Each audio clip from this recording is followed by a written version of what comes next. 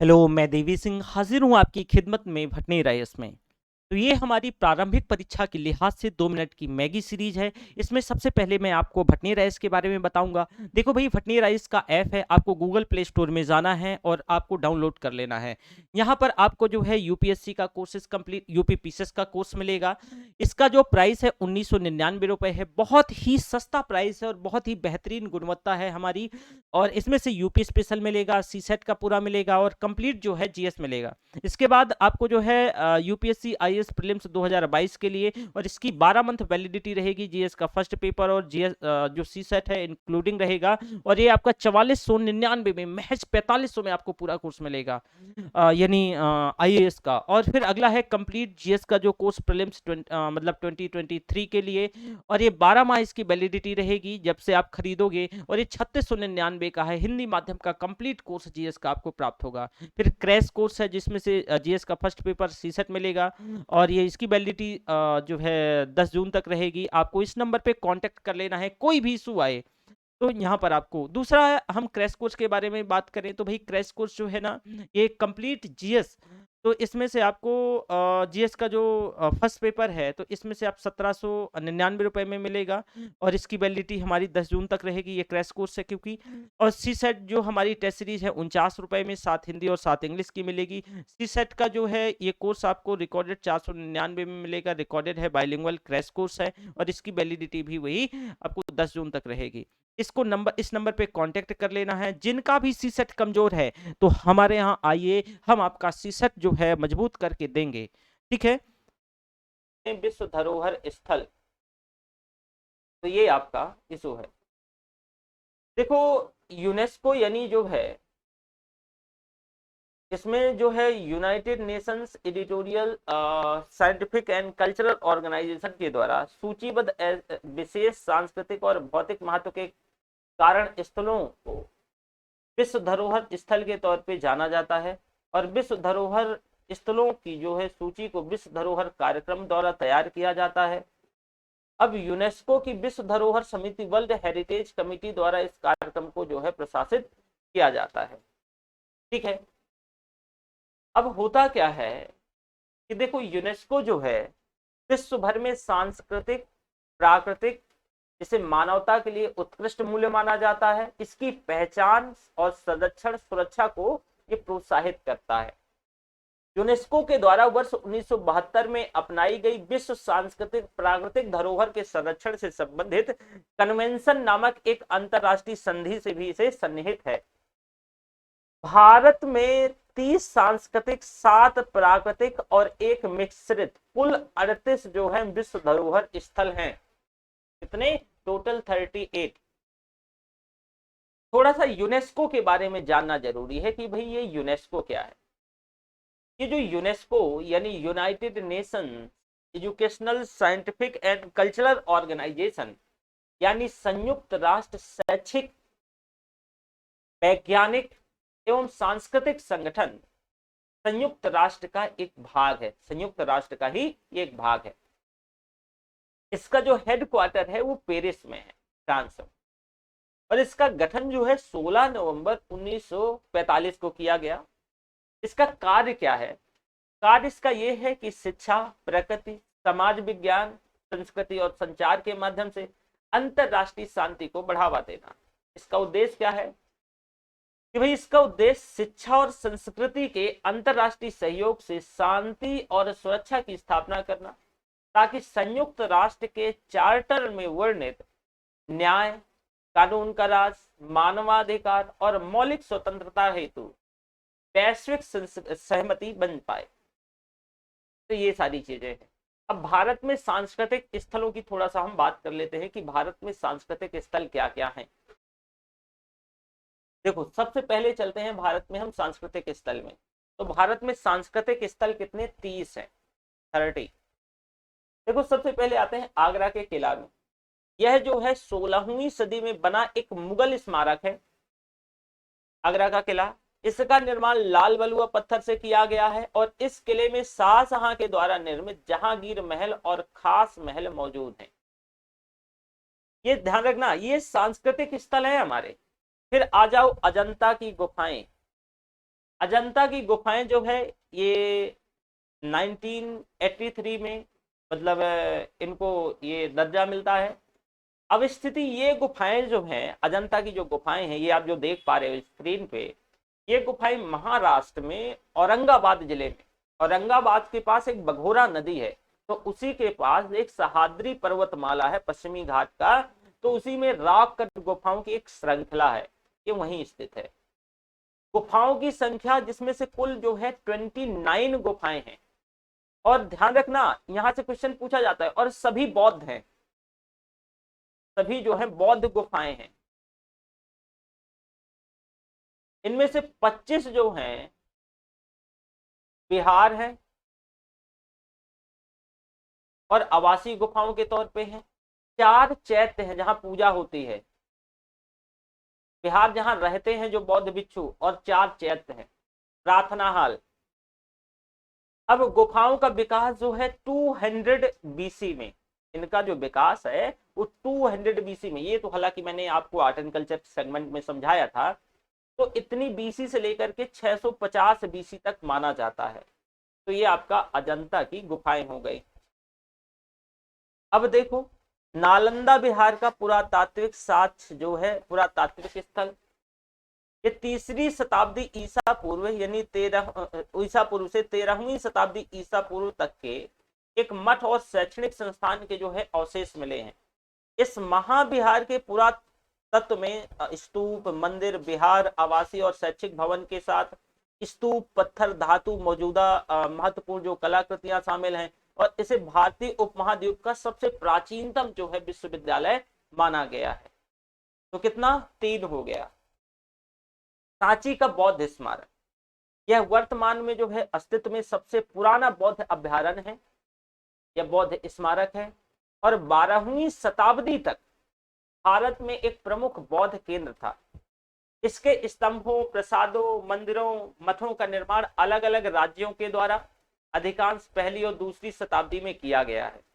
तो इसको 1989 में जो है सूची में शामिल किया गया है। अगला है चंपानेर पावापुर पुरातत्व जो है उद्यान 2004। इस उद्यान में प्रागैतिहासिक काल में बनाए गए प्रारंभिक हिंदू राजधानी का एक पहाड़ी किला है, और 16वीं शताब्दी में निर्मित गुजरात राज्य की राजधानी के अवशेष हैं। इस अवशेष में 8वीं से 14वीं शताब्दी के बीच महल, धार्मिक इमारतें, आवासीय परिसर, कृषि की संरचनाएं हैं, और इसमें से कालिका माता का मंदिर पावागढ़ पहाड़ी की चोटी पर स्थित एक महत्वपूर्ण तीर्थस्थल माना जाता है, जहां पूरे वर्ष बड़ी संख्या में जो है तीर्थयात्री आते हैं। और यह स्थल एकमात्र पूर्ण और अपरिवर्तित इस्लामिक पूर्व मुगल शहर है, जो कि ये 2004 में चंपानेर के इसको शामिल किया गया है, ध्यान रखिएगा, ठीक है। दूसरी बात इसमें से कि इस वास्तुकला के इसमें एक और 2, 3, 4 चीजें इंपॉर्टेंट है कि ये जो है ना आपका 2004 में कई बार ये पूछा गया है कि विश्व विरासत सूची में कब शामिल किया गया, तो 2004 में। और इससे ये आपसे पूछा जा सकता है कि ये जो है कालिका माता का मंदिर, पावागढ़ पहाड़ी की चोटी, और ये वाला पॉइंट इसमें से महत्वपूर्ण। अगला है आपका महत्वपूर्ण छत्रपति शिवाजी महाराज टर्मिनस विक्टोरिया 2004 में शामिल किया गया। भारत में विक्टोरिया युगीन गोथिक वास्तुकला का विकास भारत के पारंपरिक वास्तुकला के साथ मिलकर हुआ है। यह इमारत ब्रिटिश वास्तुकार FW स्टीवंस के द्वारा डिजाइन किया गया है, और विक्टोरियन गोथिक जो है शैली में बनी इस इमारत को बॉम्बे की पहचान है। मध्ययुगीन इतावली मॉडल पर आधारित एक उच्च विक्टोरियन गोथिक है, और इसके अनुसार टर्मिनल का निर्माण कार्य वर्ष 1878 में शुरू किया गया था। 10 वर्षों में बनकर ये तैयार हुआ था। इस वास्तुकला के तहत बनी इमारतों के जो है गुंबद, बुर्ज, नुकीले मेहराब, पारंपरिक भारतीय महल वास्तुकला, ये इससे मिलते जुलते, ठीक है। अब अगला देखो, गोवा के चर्च और मठ 1986 में। गोवा के चर्च और मठ विशेष तौर से जो है बेसिलिका ऑफ द जीसस यानी एशिया में ईसाई धर्म प्रचार के प्रारंभ का संकेत देते हैं, और इसमें से जो है बेसिलिका ऑफ जो है बॉम जीसस में सेंट फ्रांसिस जेवियर की जो है पवित्र कब्र भी है। इस स्मारक, यहाँ से पिछले वर्ष क्वेश्चन पूछा गया था, इन स्मारक का जो एशिया के सबसे प्रमुख हिस्सों में जो है मेनुएलिन और मेनेनर और जो है बारोक कला के प्रसार के लिए जाना जाता है। अगला है आपका एलिफेंटा की गुफाएं। ये जो एलिफेंटा की गुफाएं है ना, एलिफेंटा को जो है घारापुरी के पुराने नाम से भी जानते हैं और एक कोंकणी मौर्यों की द्वितीय राजधानी थी। एलिफेंटा द्वितीय महाराष्ट्र राज्य के मुंबई के में जो है गेटवे ऑफ इंडिया से 10 किलोमीटर की दूरी पर ये डिस्टेंस पर है और इन गुफाओं में शैव पंथ से जुड़ी शिल्पकला का भी संग्रह है। इन गुफाओं का निर्माण 5वीं और 6वीं शताब्दी ईसा पूर्व के मध्य माना जाता है। ठीक है, तो यहाँ पर ये आपने एलिफेंटा की गुफाएं देख ली। अब इसके बाद हम आते हैं आपका फतेहपुर सीकरी। देखो भाई, इसका निर्माण जो है ना सम्राट अकबर के द्वारा 16वीं शताब्दी के उत्तरार्ध में कराया गया था। फतेहपुर सीकरी छोटी अवधि के लिए मुगल साम्राज्य की राजधानी रही और इसमें भारत के सबसे बड़े मस्जिदों में से एक जामा मस्जिद सहित कई स्मारक हैं। ग्रेट लिविंग चोल मंदिर 1987-2004, ये चोल साम्राज्य के राजाओं के द्वारा निर्मित ये जो है मंदिर वास्तुकला, मूर्तिकला, पेंटिंग और कांस्य ढलाई जो ब्रॉन्ज कास्टिंग होती है, इसमें चोलों की सटीकता को पूरी तरीके से उकेरा गया है। और यह मंदिर 11वीं शताब्दी में निर्मित 3 मंदिरों का समूह है। तंजावुर में बृहदेश्वर मंदिर और जो है गंगई चोलपुरम में ये बृहदेश्वर मंदिर और जो है दरासुरम में जो है ऐरावतेश्वर मंदिर। राजेंद्र प्रथम के द्वारा निर्मित ये गंगई चोलपुरम के मंदिर और जो है राजराज के द्वारा जो है निर्मित जो है ऐरावतेश्वर मंदिर विमान, इसमें से जो है आपके 53 और इसमें से 54 विमान। ऑलरेडी मैंने बताया है कि विमान क्या चीज है, ऑलरेडी मैंने आपको समझा चुका हूँ। ठीक है, तो आपने जो ग्रेट लिविंग चोल मंदिर देख लिया, इसमें से बृहदेश्वर मंदिर नहीं है, फोटो लगनी चाहिए। अब थोड़ा सा देखो हम्पी में स्मारकों का समूह। यह जो स्थल विजयनगर राज्य की अंतिम राजधानी थी और विजयनगर के शासकों के द्वारा हम्पी के मंदिर महलों को 14वीं और 16वीं शताब्दी के मध्य बनाया गया। हम्पी के मंदिरों को उनकी बड़ी विमानों यानी पुष्प अलंकरण, स्पष्ट नक्काशी और विशाल खंभों, भव्य मंडपों और मूर्तिकला और पारंपरिक जो है चित्र निरूपण के लिए जाना जाता है। इसमें से रामायण और महाभारत के विषय शामिल किए गए। ठीक है, तो ये थोड़ा सा आप ध्यान रखिएगा, हम्पी का हो गया। इसके बाद आता है महाबलीपुरम का जो है समूह। ये जो महाबलीपुरम का समूह है, अगर हम इसकी बात करें तो पल्लव राजाओं के द्वारा स्मारकों के इस समूह की स्थापना बंगाल की खाड़ी के कोरोमंडल तट पर 7वीं और 8वीं शताब्दी में हुआ था और इन मंदिरों का जो निर्माण है मुख्य तौर से चट्टानों को तराश करके किया गया था। इनमें गुफा मंदिर की श्रृंखला में अर्जुन की तपस्या, गंगा का अवतरण, सौर मंदिर यानी ये ज्यादा लोकप्रिय है। इन स्मारकों में 5 रथ, 51 मंदिर, 7 मंदिरों के अवशेष शामिल हैं और इसी कारण इस शहर को जो सप्त पैगोडा के नाम से भी जाना जाता है। अगला है पदक्कल समूह का स्मारक। कर्नाटक में जो है पदक्कल 7वीं-8वीं शताब्दी के दौरान बदामी के चालुक्य राजवंश के द्वारा बनवाए गए बेसर शैली के मंदिरों के लिए जाना जाता है। यहाँ निर्मित जो है 10 प्रमुख मंदिरों में 9 शिव मंदिर हैं और एक जैन मंदिर है, ये ध्यान रखना। इसमें से विरूपाक्ष का मंदिर बहुत प्रसिद्ध है, वो पदक्कल के समूह के अंतर्गत आता है सबसे ज्यादा।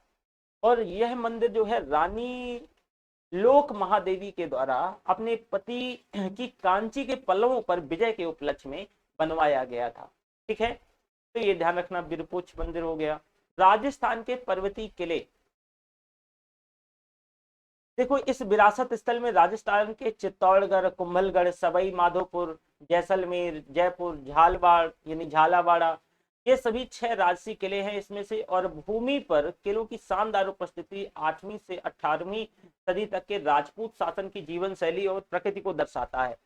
यह किलेबंदी शहरी केंद्रों, महलों, व्यापारिक केंद्रों और मंदिरों के चारों तरफ यहाँ पर कला और संस्कृति के विभिन्न रूपों का विकास हुआ है।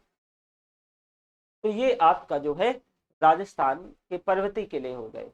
इसके बाद ऐतिहासिक शहर 30 तो हैं, सभी को करना पड़ेगा। ऐतिहासिक शहर अहमदाबाद।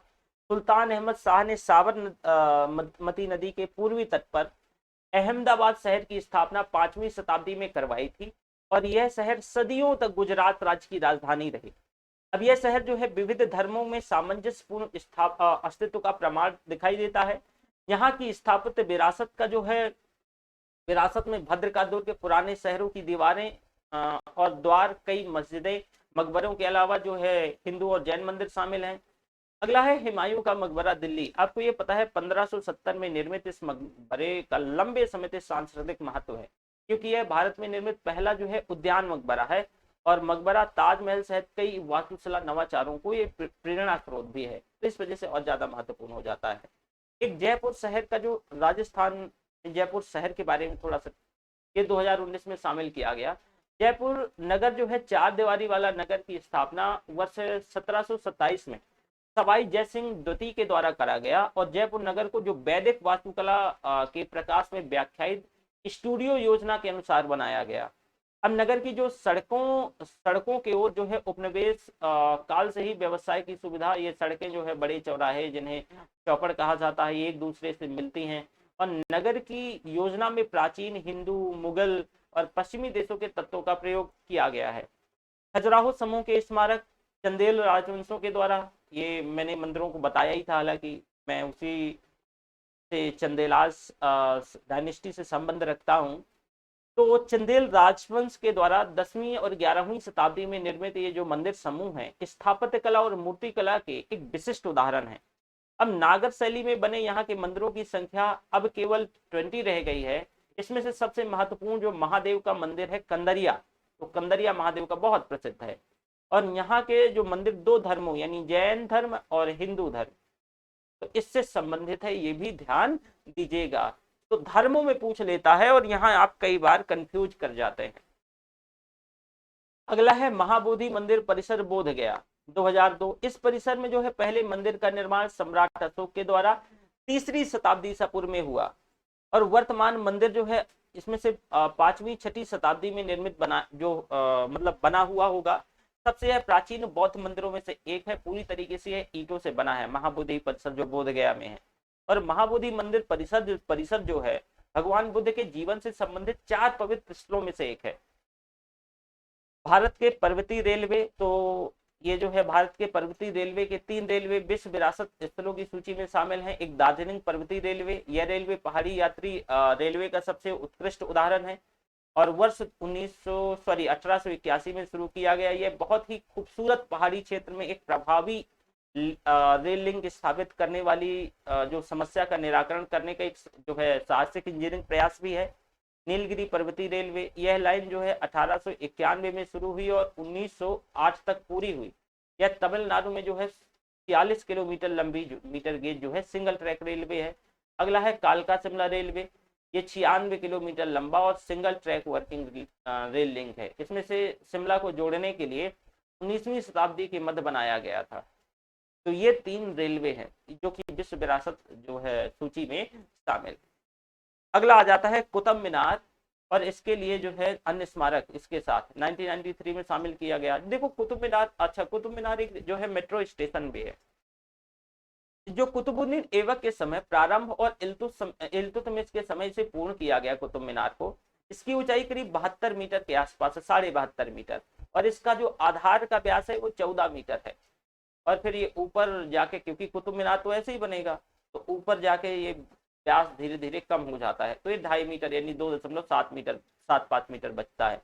यहाँ से प्राप्त स्मारकों में प्रमुख जैसे कि अली दरवाजा, चंद्रगुप्त विक्रमादित्य द्वितीय का लौह स्तंभ, उव्वल इस्लाम मस्जिद, ये है।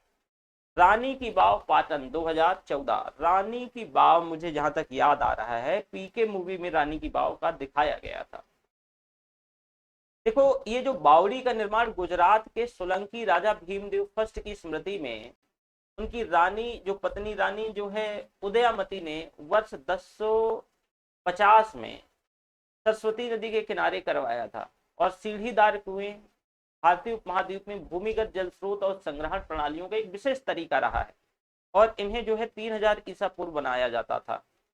इस परिसर की तकनीकी और बारीकियों और अनुपातों की अत्यंत सुंदर कला क्षमता का प्रदर्शित करते हुए इसमें मारू गुर्जर स्थापत्य शैली का जो है उपयोग किया गया है।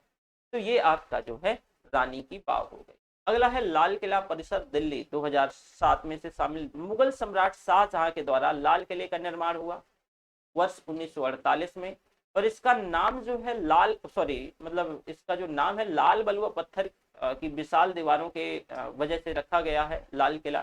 संपूर्ण लाल किला परिसर में जो है इस्लाम शाह सूरी के द्वारा 1546 में निर्मित सलीमगढ़ किला भी शामिल है। और लाल किला मुगल वास्तुशिल्प नवाचार और शिल्प कौशल का जो है एक प्रतिबिंब है। भीमबेटका के शैल आवास जो कि मध्य प्रदेश 2003 में शामिल, और इन आवासों की खोज वर्ष 1975 में विष्णु श्रीधर जो है वाकमड़क के द्वारा जो है करी गई। और यह स्थल मध्य प्रदेश के रायसेन जिले में अब्दुल्लागंज के समीप जो है रातापानी वन्यजीव अभ्यारण्य में स्थित है। यहाँ प्राप्त 700 से अधिक शैलाश्रय और 400 से जो अधिक शैलाश्रय चित्रों को सुसज्जित किया गया है। तो ये भीमबेटका हो गया। अब आपका सूर्य एक मंदिर बचता है, सूर्य मंदिर कोणार्क। ये बंगाल की खाड़ी के तट पर स्थित जो है कोणार्क सूर्य मंदिर भगवान सूर्य के रथ का एक विशाल प्रतिरूप है। यह मंदिर उड़ीसा के पुरी जिले में स्थित है और रथ के 24 पहिए का जो है प्रतीकात्मक डिजाइनों से सजाया गया है। 7 घोड़ों के द्वारा इस रथ को खींचते हुए भी दर्शाया गया है। और कोणार्क जो है सूर्य मंदिर का निर्माण 13वीं शताब्दी में गंग वंश के शासक नरसिंह देव के द्वारा करवाया गया था। तो ये एक हो गया। इसके बाद आप जो है ताजमहल आगरा, इसे कौन भूल सकता है। ताजमहल जो आगरा है मुगल सम्राट शाहजहां के द्वारा अपनी पत्नी मुमताज महल जी की याद में बनवाया गया। और ये सफेद संगमरमर पर बना एक मकबरा है। ये यमुना नदी के किनारे पर स्थित है। और ताजमहल का निर्माण जो है 1671 से 1648 तक करीब 17 वर्षों में हो पाया। और ये अपने अद्वितीय बनावट और स्वरूप के लिए विश्व प्रसिद्ध है। अगला आपकी विरासत में है, जैसे कि मतलब हेरिटेज है, ली कार्बूजियर का जो है वास्तुकला कार्य चंडीगढ़ 2016। इसमें वास्तुकला के जन्मदाता एक प्रसिद्ध जो है स्विस फ्रेंच आर्किटेक्ट ली कार्बूज जो है, इसके बारे में बताया, ली कार्बूजियर के बारे में। तो इस वास्तुकला की धरोहर 7 देशों में फैले 17 स्थल शामिल हैं। इनमें आधुनिक स्थापत्य शैली अवस्थित देखी जाती है। इस स्थापत्य कला के द्वारा भीड़ भरे शहरों में लोगों को बेहतर जो है आवासीय सुविधाएं प्रदान करने के लिए इमारतों में अपार्टमेंट और जो है मॉड्यूलर डिजाइन की शुरुआत करी गई थी। ली कार्बूजियर ने चंडीगढ़ में कॉम्प्लेक्स के अलावा गवर्नमेंट म्यूजियम और art gallery, Chandigarh architecture college, इसका निर्माण कराया है। ठीक है। अगला है जंतर मंतर जयपुर। देखो जंतर मंतर जयपुर 18वीं शताब्दी की शुरुआत में स्थितियों के जो है खगोलीय स्थितियों के अवलोकन के लिए बनाया गया। सटीक अवलोकन करने के लिए ये साइट 20 मुख्य उपकरणों का एक सेट स्थापित करता है। और यह भारतीयों के द्वारा मुगल काल में पुनर्जीवित खगोलीय कौशल ज्ञान का एक अभिव्यक्ति को दर्शाता है। अगला है आपका विक्टोरियन, ये विक्टोरियन गोथिक आर्ट डेको जो है असेंबल मुंबई, इसे रिसेंट शामिल किया गया 18 में। इसमें टाइम लिखा है, ध्यान रखना। तो यह साइट जो है 19वीं शताब्दी में विक्टोरियन संरचनाओं का संग्रह है। विक्टोरियन गोथिक पुनर्जागरण के भवन एवं समुद्र तट के साथ जो है 20वीं शताब्दी के आर्ट डेको भवन में शामिल है। यह दोनों शैलियां जो है भारतीय वास्तु तत्वों से मेल खाती हैं। उदाहरण के लिए विक्टोरियन नियोगोथिक शैलियों में जो है डिजाइन की इमारतें और बालकनियां और जो है बरामदे संपन्न है। इसी प्रकार इंडो डेको का उपयोग जो है आर्ट डेको में भारतीय तत्वों को जोड़ने और उभरी हुई शैलियों का निर्माण किया जाता है। तो ये तो भैया आपके जो है प्राकृतिक गिन लेते हैं। मैं आपको गिना भी देता हूं, सॉरी प्राकृतिक बोल रहा हूं, इसमें देखो ये भारत की जो है 30 है सांस्कृतिक। तो 1 2 3 4 5 6 7 8 9 10 11 12 13 14 15 16 17 18 19 20 21 22, नहीं नहीं ये तो एक में हो जाएगा ना, तो 20 21 है ना, 22, 23, 24, 25, 26, 27, 28, 29, 30 हो गया। तो ये 30 हो गए। अब भारत के जो है प्राकृतिक स्थल 7 है, इनको भी हम क्यों छोड़ें, इनको भी कर लेते हैं। एक ग्रेट हिमालयन नेशनल पार्क जो है संरक्षण 2014 में मिला इसको। हिमाचल प्रदेश राज्य में हिमालय के पहाड़ों के पश्चिमी भाग में स्थित यह पार्क अपनी जो है उच्च अल्पाइन चोटियों और अल्पाइन घास के मैदानों और नदी के साथ स्थित जंगलों के लिए माना जाना जाता है। यह क्षेत्र कई नदियों सहित जो है अनेक जल ग्रहण क्षेत्र के साथ साथ ग्लेशियर से भी घिरा हुआ है। और यह जो है बायोडाइवर्सिटी की दृष्टि से एक हॉटस्पॉट क्षेत्र है, जिसमें से 25 प्रकार के जंगल और कई प्रकार के वन्य जीव जो है पाए जाते हैं, इसमें से जो संकट कुछ जो है संकटग्रस्त स्थिति में है। अगला है काजीरंगा राष्ट्रीय उद्यान। जो काजीरंगा राष्ट्रीय उद्यान और केवलादेव राष्ट्रीय, ये राजस्थान में स्थित जो है एक वेटलैंड है और इसका जो उपयोग 19वीं शताब्दी के अंत तक बतख शूटिंग रिजर्व के तौर पे किया जाता था। हालांकि जल्द ही इसमें शिकार को प्रतिबंधित कर दिया गया और वर्ष 1982 में इसे जो है इस क्षेत्र को राष्ट्रीय उद्यान घोषित किया गया। तो ये केवलादेव है। और इसमें एक चीज और मैं बता दूं कि यह राष्ट्रीय उद्यान 375 जो पक्षी प्रजातियों और विभिन्न अन्य प्रकार के जीवों का निवास स्थल है। यह जो है पलेरेटिक प्रवासी जल पक्षी, गंभीर तौर से जो लुप्त प्राय जो साइबेरियन क्रेन, इसके साथ साथ विश्व स्तर पर संकृत जो है ग्रेटर स्पॉटेड ईगल और इंपीरियल ईगल, इसमें शीतकालीन आश्रय जो है इनको मिलता है।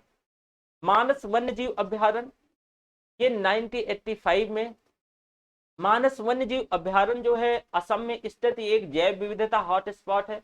यह मानस टाइगर रिजर्व का एक हिस्सा है और मानस नदी के साथ ये फैला हुआ है। फॉरेस्ट हिल, जलोढ़ घास मैदान और इस स्थल में सुंदरता, शांत वातावरण के कारण उष्णकटिबंधीय सदाबहार वनों की श्रृंखला है।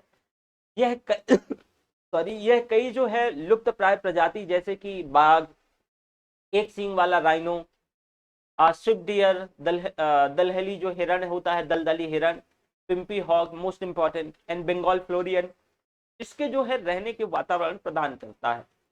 नंदा देवी और फूलों की घाटी राष्ट्रीय उद्यान जो है ये दोनों सुंदर राष्ट्रीय जो उद्यान है ये उत्तराखंड में असाधारण तौर से उच्च ऊंचाई वाले जो है पश्चिम क्षेत्र में है। नंदा देवी राष्ट्रीय उद्यान उबड़ खाबड़ ऊंचे जंगलों से युक्त है और इसमें भारत का दूसरा सबसे ऊंचा पर्वत शिखर नंदा देवी विद्यमान है।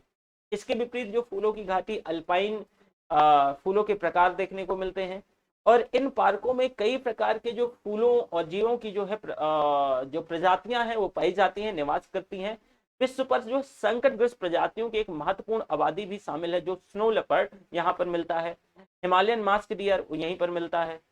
फिर अगला आता है जो है सुंदरवन नेशनल पार्क। इसमें पश्चिमी घाट आ जाता है। तो पश्चिमी घाट को 2012 में, पश्चिमी घाट जो है भारत के पश्चिमी तट के समानांतर पर्वत श्रृंखला है और इसका विस्तार जो आपका केरल, महाराष्ट्र, गोवा, गुजरात, तमिलनाडु, कर्नाटका में हर जगह है। यह करीब 1600 किलोमीटर लंबी है और यह एक विशाल क्षेत्र को कवर करती है। पाला घाट जो है दर्रे के पास 30 किलोमीटर के क्षेत्र में 11 डिग्री उत्तर में केवल एक बार विखंडित है और पश्चिमी घाट भारतीय मानसून मौसम के पैटर्न को भी प्रभावित करता है, क्योंकि यह उन बारिश की जो है बूंदों वाली मानसूनी हवाओं के लिए अवरोधक का कार्य करता है जो कि दक्षिण पश्चिम में आती है। पश्चिमी घाट उष्णकटिबंधीय सदाबहार वनों के साथ साथ ये विश्व स्तर पर 325 संकटग्रस्त जो प्रजातियां हैं वो इसमें से निवास करती हैं। तो ये हो गए। एक देखो भारत में एक मिश्रित स्थल है, मिश्रित स्थल है एक आपका जो है काजीरंगा राष्ट्रीय उद्यान।